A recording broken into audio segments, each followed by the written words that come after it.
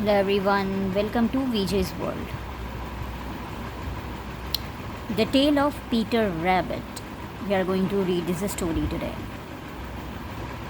It is an amazing tale of four rabbits. Once upon a time, there were four little rabbits and their names were Flopsy, Mopsy, Cottontail and Peter. They lived with their mother in a sandbank underneath the root of very big fir tree. "Now, my dears," said old Mrs. Rabbit one morning, "you may go into the fields or down the lane, but don't go into Mr. McGregor's garden. Your father had an accident there. He was put in a pile by Mrs. McGregor. Now run along and don't get into mischief. I am going out." Then Mrs. Rabbit took a basket and her umbrella and went through the wood to the baker's. She bought a loaf of brown bread and 5 currant buns. Flopsy, Mopsy, and Cottontail, who were good little bunnies, went down the lane to gather blackberries. But Peter, who was very naughty, ran straight away to Mr. McGregor's garden and squeezed under the gate. First he ate some lettuces and some French beans, and then he ate some radish. And then, feeling rather sick, he went to look for some parsley. But round the end of a cucumber frame, whom should he meet but Mr. McGregor? Mr. McGregor was on his hands and knees planting out young cabbages.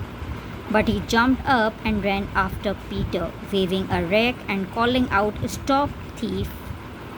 Peter was most dreadfully frightened. He rushed all over the garden, for he had forgotten the way back to the gate. He lost one of his shoes among the cabbages and the other shoe amongst the potatoes.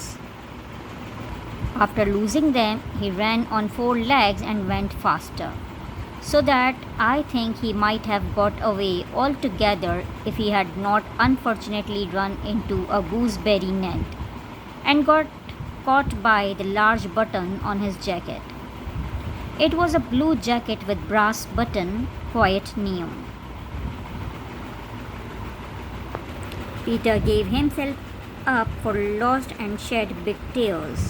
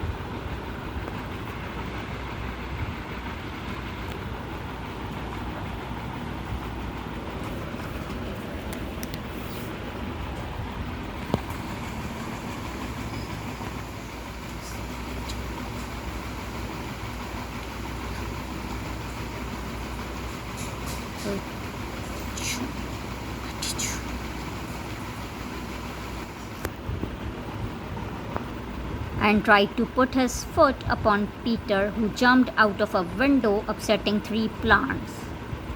The window was too small for Mr. McGregor, and he was tired of running after Peter. He went back to his work.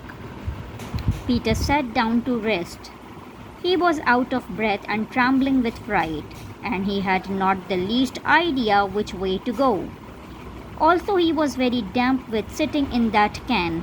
After a time, he began to wander about, going lippity lippity, not very fast, and looking all around. He found a door in a wall, but it was locked and there was no room for a fat little rabbit to squeeze underneath. An old mouse was running in and out over the stone doorstep, carrying peas and beans to her family in the wood.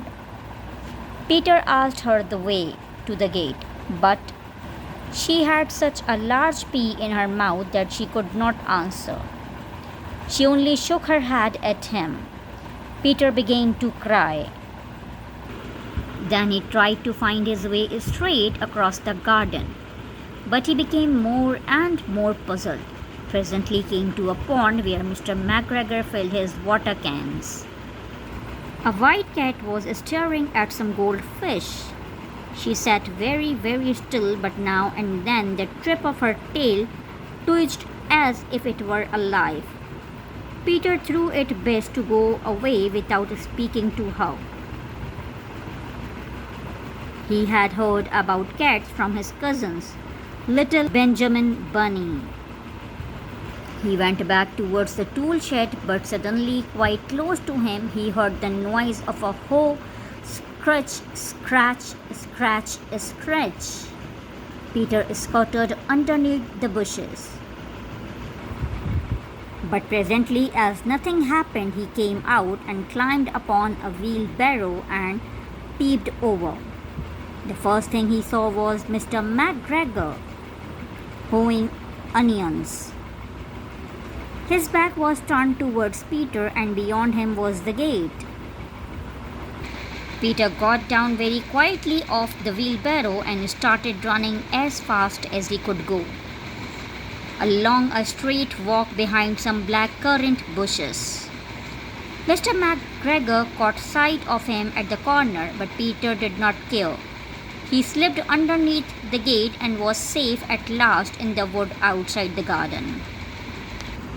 Mr. McGregor hung up the little jacket and the shoes for a scarecrow to frighten the blackbirds.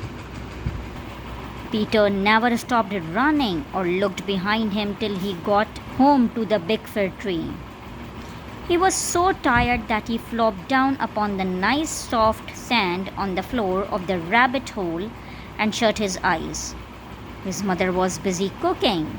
She wondered what he had done with his clothes. It was the second little jacket and pair of shoes that Peter had lost in a fortnight. I am sorry to say that Peter was not very well during the evening. His mother put him to bed and made some chamomile tea, and she gave a dose of it to Peter. 1 tablespoonful to be taken at bedtime. But Flopsy, Mopsy, and Cottontail had bread and milk and blackberries for supper.